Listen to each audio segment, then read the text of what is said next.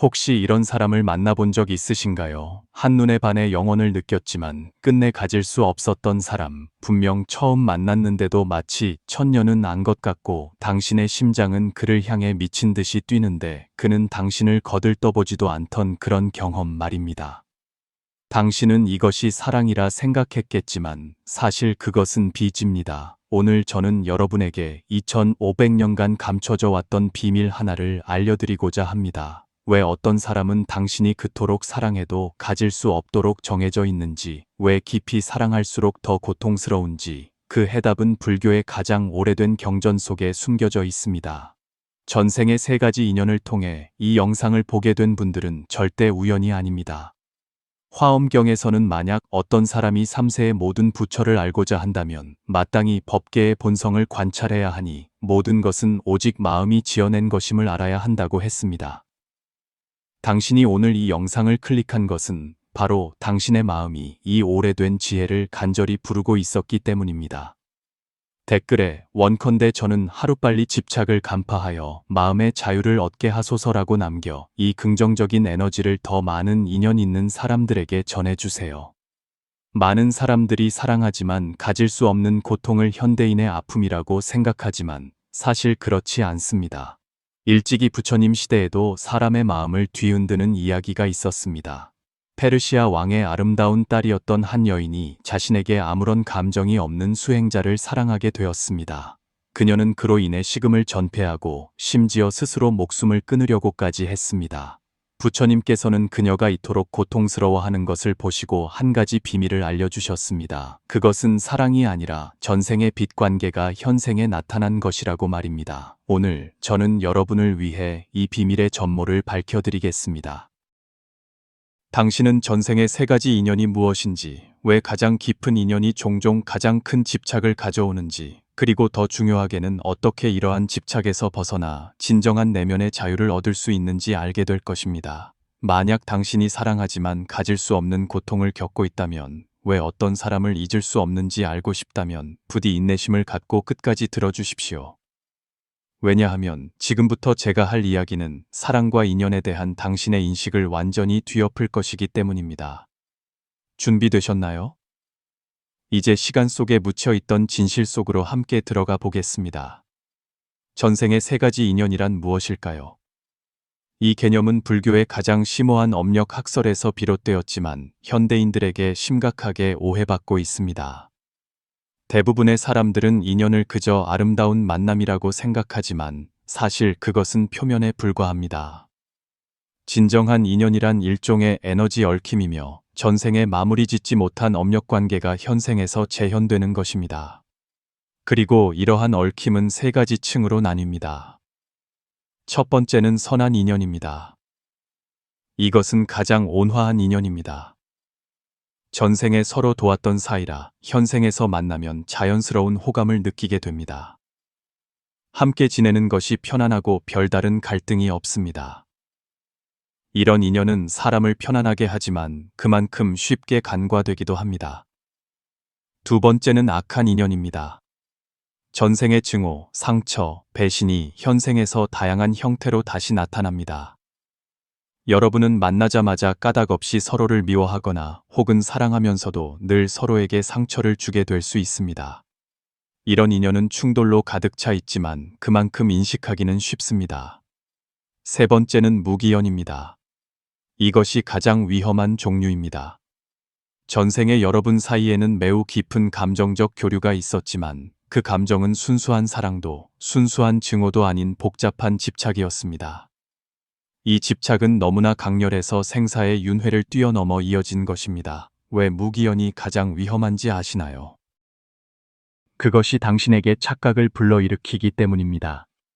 당신은 이것이 운명적인 사랑이라고 생각하지만 사실은 전생에 끝내지 못한 집착이 현생에 투영된 것뿐입니다.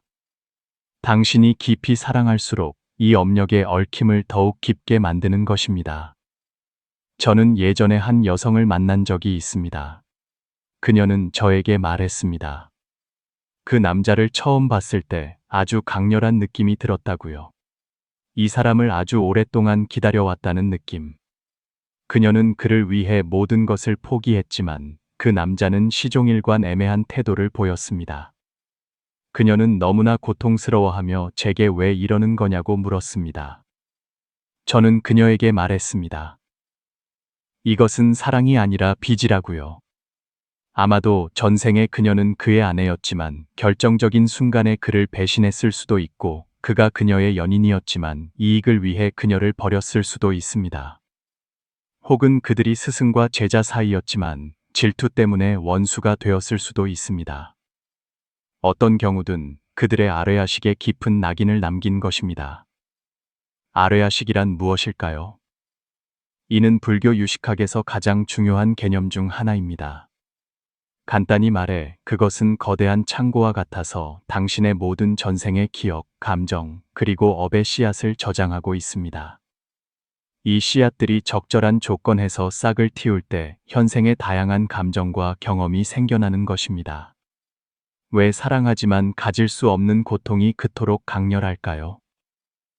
당신의 아뢰야식 속에 그 사람에 대한 전생의 강렬한 감정 기억이 저장되어 있기 때문입니다. 이 기억은 이성을 초월하고 현실을 초월합니다. 그것은 당신이 결과가 고통스러울 것을 뻔히 알면서도 모든 것을 무릅쓰고 그를 쫓도록 만듭니다. 이것이 바로 왜 어떤 사람은 처음 만나자마자 심장이 빠르게 뛰고 어떤 사람은 몇 년을 함께 지내도 끝내 진정으로 가까워질 수 없는지에 대한 이유입니다. 이것은 낭만적인 운명의 장난이 아니라 업력의 정밀한 계산입니다. 하지만 여기에는 더 깊은 비밀이 있습니다. 가장 깊은 집착은 종종 전생에 가장 깊었던 사랑에서 비롯됩니다. 상상해 보십시오. 전생에 여러분은 서로 사랑했지만 여러 가지 이유로 함께할 수 없었습니다. 전쟁 때문일 수도 있고 가문의 차이 때문일 수도 있으며 혹은 생사를 달리했기 때문일 수도 있습니다. 그 깊은 아쉬움과 안타까움이 당신의 식전, 시티 안에 하나의 씨앗을 심어 놓습니다. 이 씨앗은 기다리고 잠자고 천산만수를 넘어 오직 현생에서 다시 싹을 틔우기 위해 존재합니다. 그것이 싹을 틔우는 순간 당신은 운명적인 사랑을 만났다고 생각하지만 사실 당신은 전생의 집착을 반복하고 있을 뿐입니다. 더 무서운 것은 만약 당신이 현생에서 이 집착을 해소하지 못하면 그것은 다음 생, 그리고 그 다음 생까지 당신을 따라다니며 당신이 내려놓는 법을 배울 때까지 계속될 것이라는 점입니다. 이것이 바로 불교에서 말하는 업력의 순환입니다. 이제 좀 이해가 되시나요? 왜 깊이 사랑할수록 더 고통스러운가? 당신이 사랑하는 것은 눈앞의 그 사람이 아니라 전생의 기억이기 때문입니다. 당신이 집착하는 것은 현재의 감정이 아니라 과거의 아쉬움이기 때문입니다. 하지만 이 진실을 알게 된 당신, 이제 어떻게 해야 할까요? 해답은 대보적경의 한 구절에 숨어 있습니다. 모든 법은 인연 따라 생겨나고 모든 법은 인연 따라 사라진다. 이 구절은 간단해 보이지만 집착에서 벗어나는 궁극적인 지혜를 담고 있습니다. 그것은 우리에게 집착이 인연으로 인해 생겨났으니 그것은 또한 반드시 인연에 의해 사라질 것임을 알려줍니다. 중요한 것은 당신이 진정한 인연이 무엇인지 이해하는 것입니다. 부처님께서는 대보적경에서 에별리고 에이비에리쿠, 즉 사랑하는 사람과 헤어지는 고통의 본질에 대해 상세히 설명하셨습니다. 많은 사람들이 에별리고를 그저 사랑하는 사람과 헤어지는 고통이라고 생각하지만 이는 피상적인 이해일 뿐입니다. 진정한 에별리고란 당신이 사랑이라는 개념 그 자체에 집착하는 것을 의미합니다. 당신은 어떤 느낌에 집착하고 어떤 경험에 집착하며 당신이 생각하는 어떤 완벽함에 집착합니다. 현실이 당신의 집착을 만족시키지 못할 때 고통이 생겨나는 것입니다. 선종의 이야기 하나를 들려드리겠습니다. 당나라 시대에 이상은이라는 뛰어난 재능을 가진 시인이 있었습니다. 그는 일생 동안 뼈에 사무치는 사랑을 했지만 여러 현실적인 이유로 뜻을 이루지 못했습니다. 그는 이를 위해 수많은 애틋한 시구를 남겼습니다. 만나기는 어려워도 헤어지기는 더더욱 어렵고 봄바람이 힘을 잃으니 온갖 꽃이 시드는구나. 훗날 그는 한 고승을 만났습니다. 고승이 그에게 물었습니다. 그대가 사랑하는 것은 그 사람인가, 아니면 사랑이라는 느낌인가? 이상은은 말문이 막혔습니다. 고승은 말을 이었습니다. 만약 그대가 그 사람을 사랑한다면 그의 행복이 곧 그대의 행복이고 그의 자유가 곧 그대의 자유일 것이네. 만약 그대가 그 느낌을 사랑한다면 그대는 사실 그대 자신의 집착을 사랑하고 있는 것이네. 이것이 문제의 핵심입니다. 우리는 한 사람을 사랑하고 있다고 생각하지만 사실 우리는 자신의 필요, 자신의 환상, 자신의 집착을 사랑하고 있는 것입니다. 불교의 관점에서 볼 때 진정한 사랑이란 무엇일까요? 그것은 자비이며 무아 마부리워월입니다. 오직 상대방이 진정한 행복과 해탈을 얻기를 바랄 뿐입니다. 그렇다면 집착은요? 집착은 소유이고 통제입니다. 오직 상대방이 자신의 뜻에 따라 자신의 필요를 만족시켜 주기를 바랄 뿐입니다. 이것이 바로 불교의 무연대자 동체대비 우유엔다치 통티다베이라는 중요한 개념이 있는 이유입니다. 진정한 사랑은 조건이 없고 보답을 바라지 않으며 개인의 득실을 초월합니다. 하지만 전생의 업력 얽힘은 우리에게 이런 강렬한 소유욕이 바로 사랑이라는 착각을 불러일으킵니다. 실제로는 이 소유욕이 전생에 끝내지 못한 업력의 순환에서 비롯된 것입니다. 대보적경에서는 업력의 세 가지 표현 형식을 언급합니다. 신업 셴예, 구업 코예, 위업 이예. 감정 관계에서 이 세 가지 업력은 어떻게 나타날까요? 신업. 당신은 자신도 모르게 그 사람에게 다가가고 싶어 하고 그를 안고 싶어 하며 그와 신체적인 접촉을 하고 싶어 합니다. 이성이 그렇게 하면 안 된다고 말해도 신체의 충동은 늘 이성을 앞지릅니다. 구업.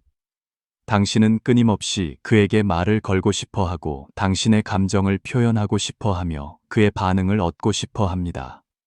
때로는 말해도 소용없다는 것을 알면서도 그저 억제할 수가 없습니다. 의업. 이것은 가장 깊은 층의 업력입니다.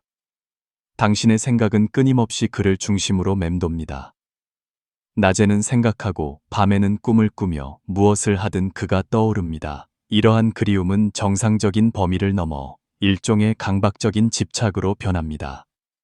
이 세 가지 업력은 서로 작용하여 강력한 에너지장을 형성합니다. 이 에너지장은 끊임없이 당신을 그 사람에게 끌어당기는 동시에 끊임없이 고통을 만들어냅니다.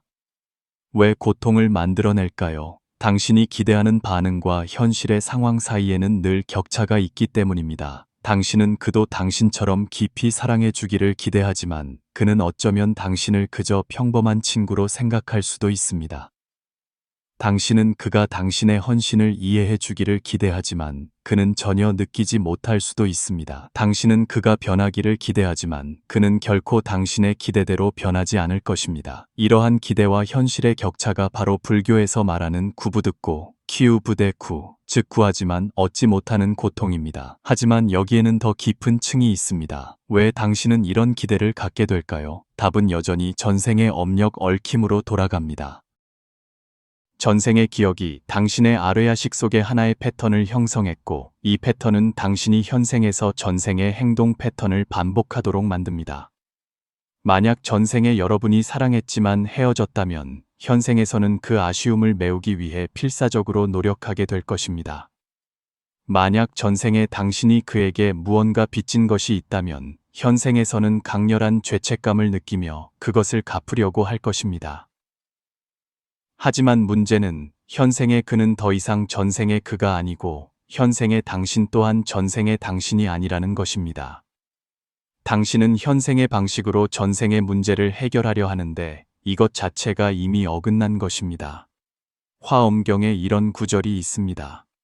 모든 유의법은 꿈과 같고 환상과 같고 물거품과 같고 그림자와 같으며 이슬과 같고 또한 번개와 같으니 마땅히 이와 같이 관찰해야 한다. 이 구절의 깊은 의미는 우리의 감정과 집착을 포함한 모든 현상은 일시적이고 허망하다는 것입니다. 당신이 이를 진정으로 이해했을 때 비로소 해탈의 가능성이 열리기 시작합니다. 하지만 이해하는 것과 실천하는 것은 또 다른 문제입니다. 그렇다면 구체적으로 어떻게 해야 할까요? 방법을 깊이 탐구하기 전에 당신은 먼저 자신의 집착이 어떤 유형에 속하는지 식별해야 합니다.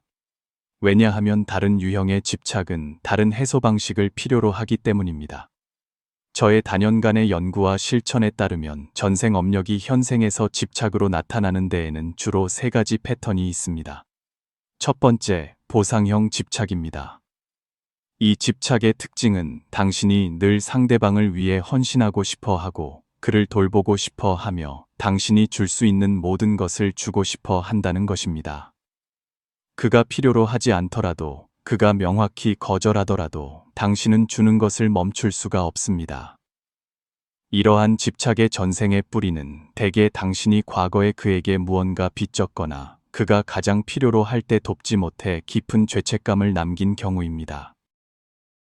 현생의 과도한 헌신은 사실 당신의 아뢰아식이 전생의 빚을 갚으려는 시도입니다. 하지만 여기 함정이 있습니다. 당신이 갚으려고 할수록 업력의 얽힘은 더욱 깊어집니다. 당신의 헌신에는 집착과 기대가 담겨 있기 때문입니다. 이러한 집착과 기대는 새로운 업의 씨앗을 만듭니다. 두 번째, 소유형 집착입니다. 이 집착의 특징은 당신이 그를 완전히 소유하고 싶어 하고 그의 눈에 오직 당신만 있기를 바라며 그가 당신의 뜻대로 살아가기를 바란다는 것입니다. 그가 다른 사람과 교류할 때 당신은 강렬한 질투와 고통을 느낍니다. 이러한 집착의 전생의 뿌리는 대개 여러분이 과거에 매우 깊은 감정을 나눴지만 강제로 헤어진 경우입니다. 이별의 고통이 당신의 식전, 시티안에 깊은 낙인을 남겼습니다. 현생에서 일단 비슷한 상황을 만나면 강렬한 소유욕이 촉발되는 것입니다. 소유형 집착은 가장 식별하기 쉽지만 해소하기는 가장 어렵습니다. 그것이 당신에게 착각을 불러일으키기 때문입니다. 당신은 그를 완전히 소유하기만 하면 내면의 공허함을 채울 수 있다고 생각합니다.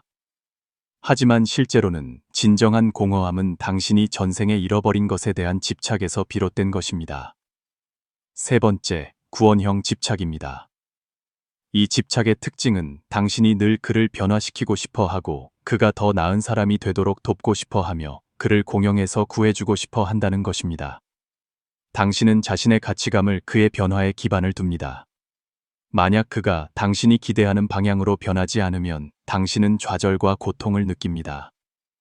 이러한 집착의 전생의 뿌리는 대개 여러분이 과거의 스승과 제자 관계 혹은 부모와 자식 관계였던 경우입니다. 그 관계 속에서 당신은 그를 이끌 책임이 있었지만 여러 이유로 그 책임을 다하지 못했습니다. 현생의 구원 충동은 사실 당신이 전생에 완수하지 못한 사명을 끝마치려는 것입니다. 이제 자신의 집착 패턴을 식별하는 방법을 알려드리겠습니다. 눈을 감고 그 사람과의 모든 상호작용을 떠올려 보십시오. 그리고 당신 내면의 가장 강렬한 충동이 무엇인지 주목하십시오. 만약 당신이 가장 하고 싶은 것이 주는 것, 헌신하는 것, 돌보는 것이라면 당신의 집착은 보상형에 속합니다. 만약 당신이 가장 원하는 것이 소유하는 것, 독점하는 것, 통제하는 것이라면 당신의 집착은 소유형에 속합니다. 만약 당신이 가장 신경 쓰는 것이 변화시키는 것, 지도하는 것, 구원하는 것이라면 당신의 집착은 구원형에 속합니다. 어떤 사람의 집착은 복합적이어서 두 가지 또는 세 가지 특징을 동시에 가질 수 있습니다.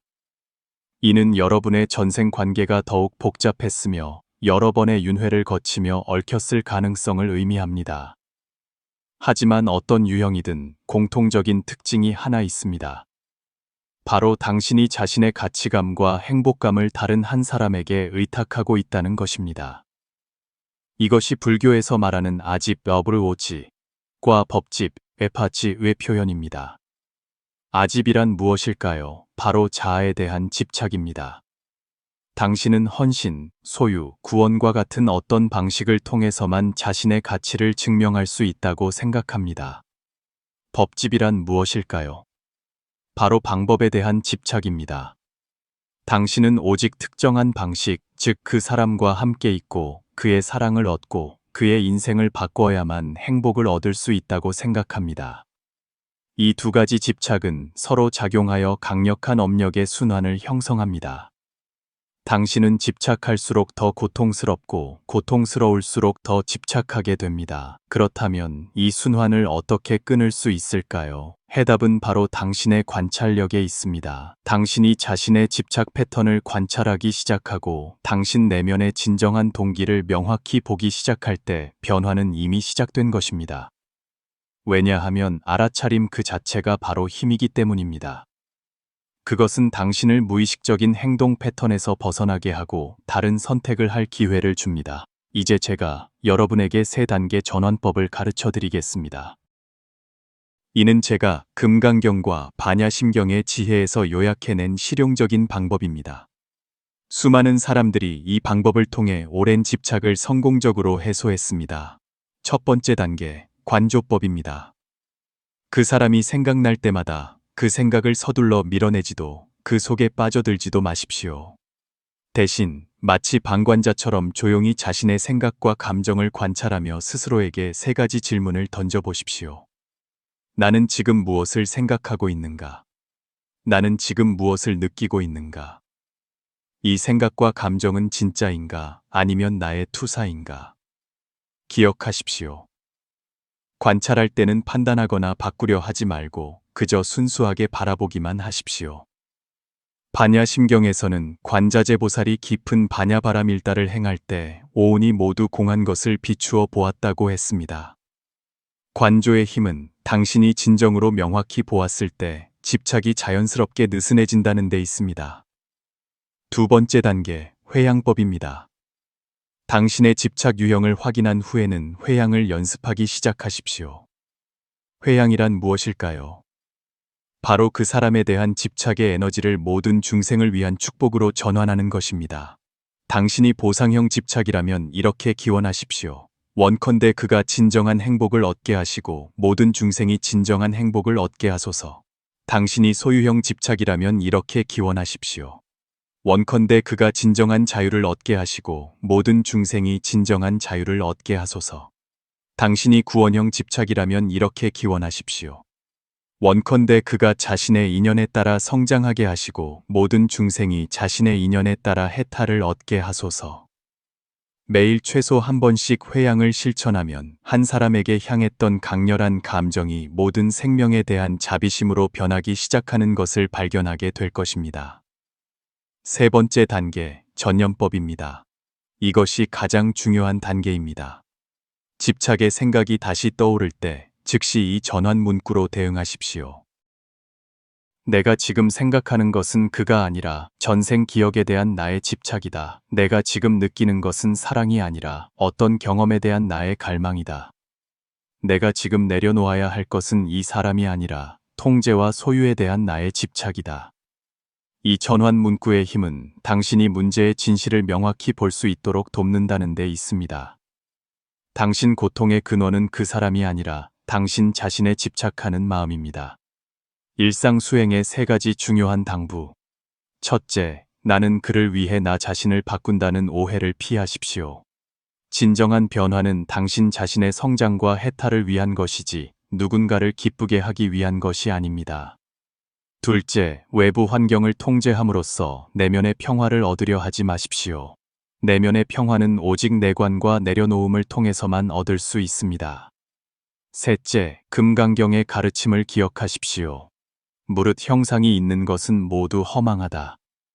당신의 집착, 당신의 고통, 당신이 진정한 사랑이라고 믿었던 것까지 포함한 모든 것은 인연이 모여 나타난 현상일 뿐 본질적으로는 모두 공한 것입니다. 당신이 이 3단계 방법을 진정으로 이해하고 실천할 때 한 가지 기적을 발견하게 될 것입니다. 당신의 마음을 사로잡았던 그 사람은 여전히 그 사람이지만 그에 대한 당신의 감정은 완전히 달라져 있습니다. 당신은 더 이상 자신의 가치를 증명하기 위해 그의 반응을 필요로 하지 않고 내면의 공허함을 채우기 위해 그를 소유할 필요가 없으며 자신의 소원을 이루기 위해 그를 바꿀 필요가 없습니다.